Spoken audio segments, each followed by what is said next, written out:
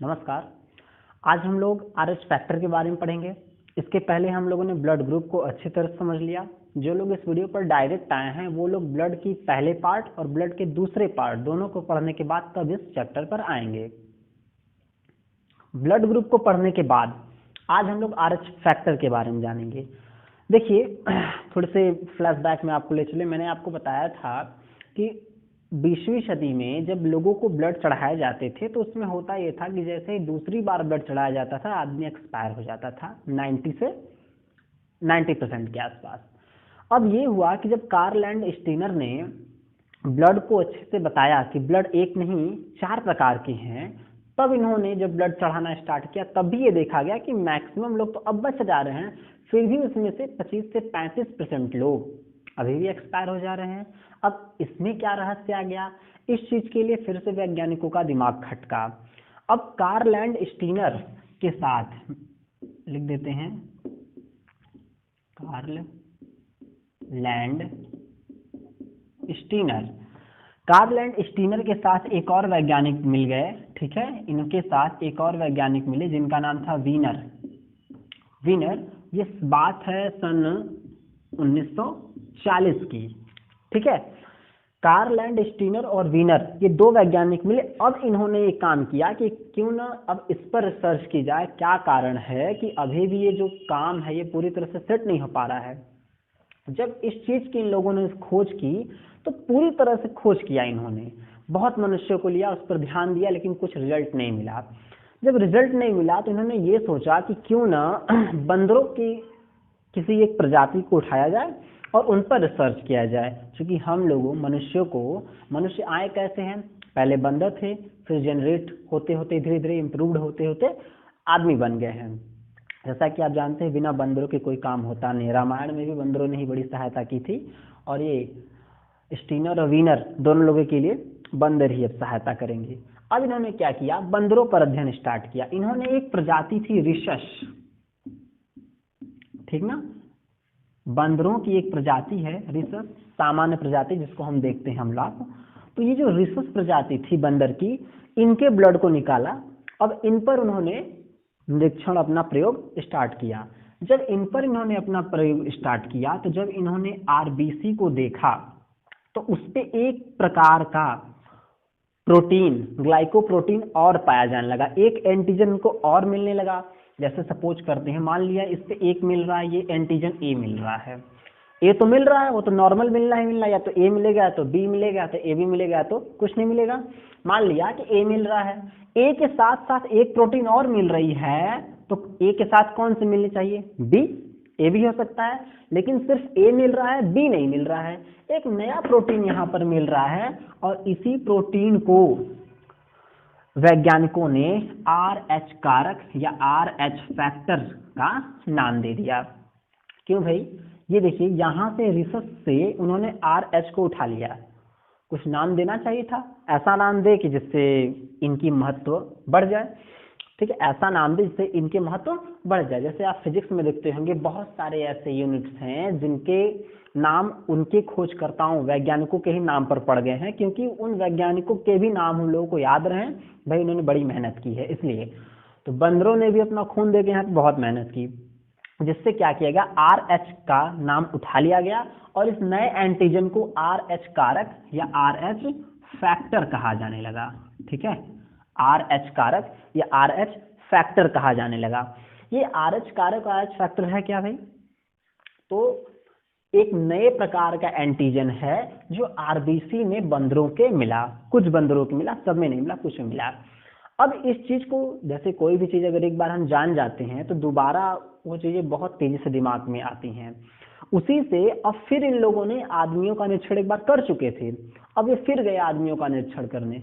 फिर जब इन्होंने मनुष्यों का निरीक्षण की, उनकी आरबीसी की जीवन कला का निरीक्षण किया, तो उन्होंने देखा कि कुछ आदमियों में ये जो RH फैक्टर है, ये जो नया एंटीजन है, मैं इसको लिख देता हूं कि ये एक नया एंटीजन है ना, ये एक नया एंटीजन है। ये जो RH फैक्टर है एक नया एंटीजन है, ये कुछ आदमियों के आरबीसी की जीवन कला में फिर से पाया जाने लगा।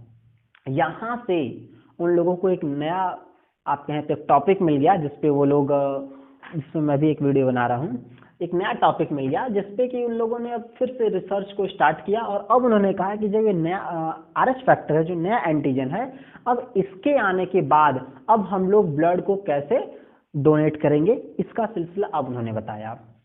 देखिए ध्यान से, जिनके ब्लड में, जिनके आरबीसी में RH, ये नया फैक्टर, ये नई प्रोटीन पाई जाने लगी, उन्हें RH पॉजिटिव कहा जाने लगा। RH पॉजिटिव का मतलब इसमें एंटीजन है। RH पॉजिटिव का मतलब एंटीजन है।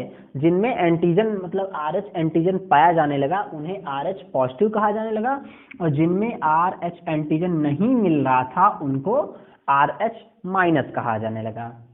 ये RH प्लस, ये RH minus, RH positive, RH negative. इसी से आप जानते हैं O positive, O negative, A positive, A negative, B positive, B negative, बाकी इसी से बने हुए हैं। तो ये हम लोगों ने जान लिया कि आखिरकार RH फैक्टर है क्या। अब RH फैक्टर के बारे में जान गए, अब हम देखते हैं कि जो आता है ना कि सर्वदाता कौन है, तो A माइनस होता है, ठीक है। उसी हिसाब से हम इसमें समझेंगे कि ये A माइनस कैसे सर्वदाता है, और क्या A माइनस वाला B प्लस को दे सकता है कि नहीं दे सकता है, B माइनस वाला A को दे सकता है कि नहीं दे सकता है। चलिए देखते हैं। जैसे RH प्लस, यहाँ पे हम लिख देते हैं दाता। दाता का मतलब देने वाला। जैसे RH प्लस है तो ये जो RH प्लस है यहाँ पे लिखते हैं ग्राही।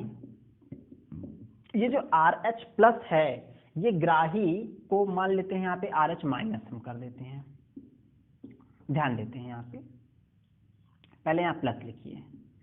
जो RH प्लस वाला है ये RH प्लस वाले को ब्लड दे सकता है, बिल्कुल दे सकता है। इसमें भी नया एंटीजन जैसे था ना, A वाला A को देता था, तो एंटीजन RH एंटीजन वाला RH एंटीजन वाले को दे देगा, बिल्कुल दे देगा।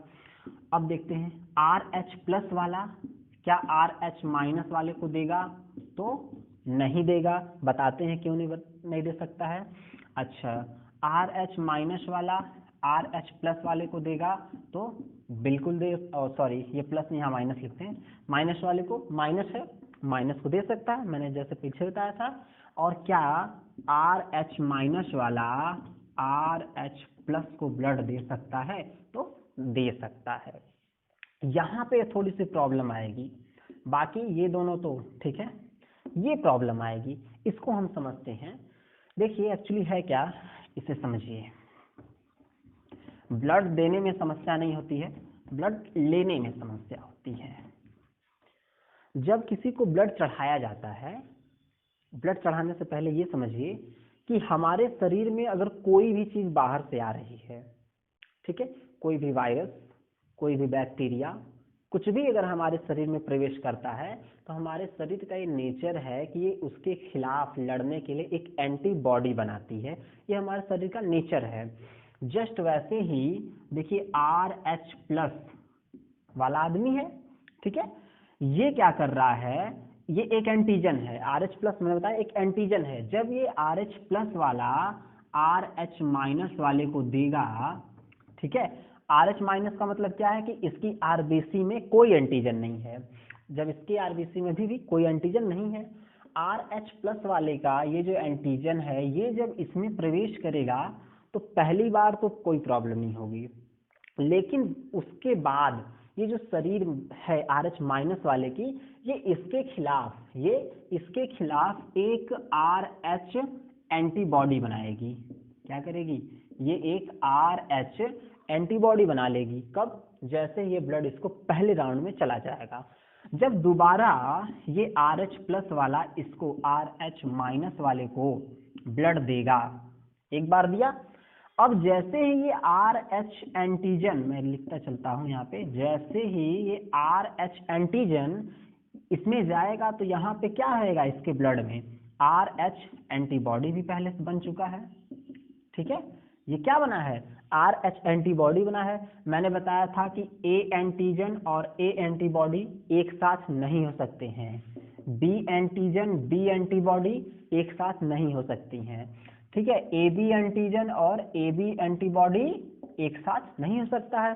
जस्ट वैसे ही RH एंटीजन और RH एंटीबॉडी एक साथ नहीं जा सकते, वो तुरंत मिलके क्या करेंगे, ब्लड क्लॉटिंग कर देंगे, खून जम जाएगा और आदमी वहीं पे एक्सपायर हो जाएगा। तो यहाँ से आप समझ गए होंगे कि ये जो RH प्लस वाला है ये RH माइनस वाले को ब्लड नहीं दे सकता है।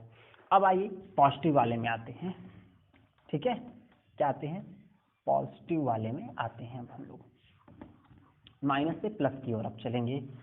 लेकिन जब हम लोग RH माइनस की बात करते हैं तो क्या ये RH प्लस को दे सकता है? इसको देखा जाए तो देखिए, जैसे ही RH माइनस है, अगर माइनस है तो इसका मतलब है, इसको मैं एक बार आपको ऐसे समझाता हूँ कि RBC, यहाँ पे कोई एंटीजन रहा होगा, A होगा या B होगा या AB होगा या कुछ भी नहीं होगा, या तो ये A ब्लड ग्रुप होगा या तो B ब्लड ग्रुप होगा या तो AB ब्लड ग्रुप होगा या तो O ब्लड ग्रुप होगा। इसके साथ साथ मान लिया ये A ब्लड ग्रुप है, ठीक है, अब इसमें ये माइनस है, मतलब इसमें एंटीजन है ही नहीं। जब इसमें एंटीजन है ही नहीं तो ये चाहे जिसको दे कोई प्रभाव पड़ेगा? नहीं पड़ेगा। जब इसमें एंटीजन होता तब तो यहाँ पे एंटीबॉडी बनती, इसमें एंटीजन है ही नहीं तो यहाँ जाके ये कुछ कर सकता है? नहीं कर सकता है। इसीलिए RH माइनस वाला RH प्लस वाले को ब्लड दे सकता है। ये चीज आप समझ गए होंगे। अच्छा, अब हम बात करते हैं O की। ये चीज मुख्य यही चीज है, नहीं समझ में आएगा तो आप रिपीट कर सकते हैं। मैंने कहा था कि जो O वाला है, O माइनस, देखिए अब तक हमको ये पता चल गया कि O ब्लड ग्रुप सबको ब्लड दे सकता है, पिछले वीडियो में हमने देखा था। अब हम देखेंगे कि क्या O प्लस वाला O माइनस को देगा या O माइनस वाला O प्लस को दे सकता है।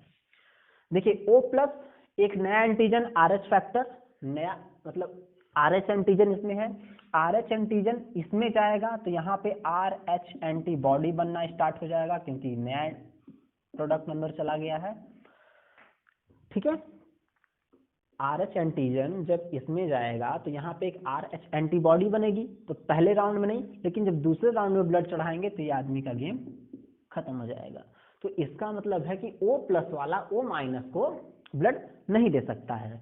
लेकिन जो O माइनस वाला है तो इसमें एंटीजन है ही नहीं, जब इसमें एंटीजन नहीं है तो ये O को दे या न दे कोई मतलब नहीं पड़ता है, क्योंकि यहाँ तो कोई भी एंटीबॉडी नहीं बनने वाली है। तो इसका मतलब कि O माइनस O प्लस वाले को ब्लड दे सकता है, समझ गए। इसीलिए हम लोग O माइनस को यूनिवर्सल डोनर या सर्वदाता कहते हैं। क्या कहते हैं इसको? सर्वदाता, ठीक है, इसको हम लोग सर्वदाता कहेंगे। यहाँ पे चीजें आपको क्लियर हो गई होंगी। कोई प्रॉब्लम होगा तो आप मुझे बताइएगा, कमेंट कीजिएगा। इसके बाद में एक मैं प्रश्नों की एक श्रृंखला बनाऊंगा जिसमें ब्लड के सारे प्रश्न आपको मिल जाएंगे, चाहे वो IAS में आए हों या ग्रुप डी लेवल में आए हों। सारे प्रश्न एक वीडियो में बना के दूंगा आपको, और आप देखेंगे कि 95% क्वेश्चंस जो सिलेक्शन के लिए सफिशिएंट हैं वो आपको मेरी इन्हीं दोनों वीडियोज में से मिलेंगी। तब तक के लिए वीडियो देखते रहिए, धन्यवाद।